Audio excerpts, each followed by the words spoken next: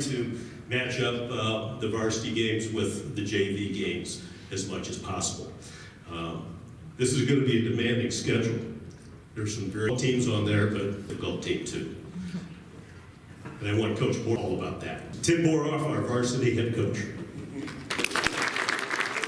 That's always gonna be our goal. And our job as a varsity coaching staff is to put the guys in place that are going to reach that goal. So varsity-wise, we're there to win. We're there to grow these guys as young men. We're there to do all that. JV-wise, our goal is still to win games. We always want to be competitive, but we want to develop every single player on our JV roster. So what that means to me is, head to toe, every single player matters. Everyone needs to get playing time. Everyone needs to develop. Even if we still want to win, that goes along with that goal. I have in there as well, it's a core part of our brand that we treat every player equally. And that's at the varsity level, that's at the JV level. At times when we have freshman teams, that's at that level as well. Captain to the last guy on the bench needs to be equal. That's how you raise good team environments. So that's a core part of our goal. 2018, we won the JV state championship, and I know Coach Eder was the head coach of that team. That's still one of our favorite memories, one of my favorite memories since I've been coaching here. So, head to toe, we want all of our teams to be successful. We care about everyone equally. And I think that's a core part of our program here.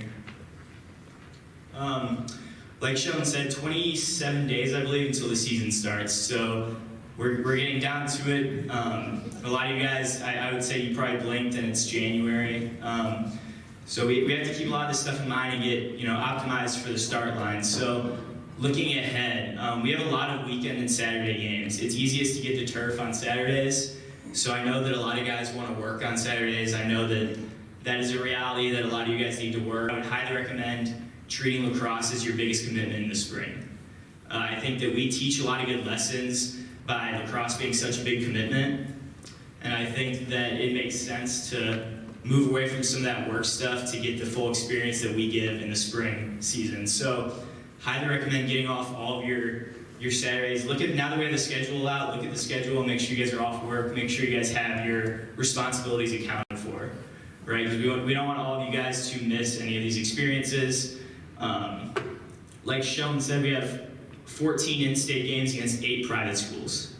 Our games that are in-state that aren't against private schools are our conference opponents that we have to play. So looking at our schedule, it is very strong. We play teams from Wisconsin, Kansas, Kentucky.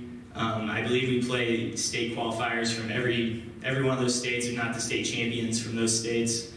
So very, very strong schedule, but I think it was already said, we think of ourselves as a strong team. In years past, we looked at this as almost a challenge. I personally think this is where we should be every single year. So it is a strong schedule, but I think that's right where we need to be. Spring break, March 18th to March 27th. March 18th is that Friday that you guys begin spring break. We'll host Kettle Moraine that day, which is a Wisconsin team, a perennial state power from Wisconsin. Timeless state champs. Very, very good program. And that will be varsity and JV.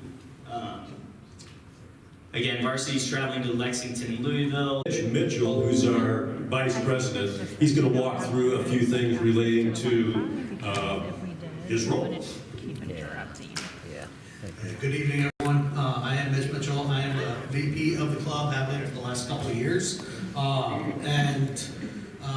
Among many of my roles, one of them is kind of like the HR for the club.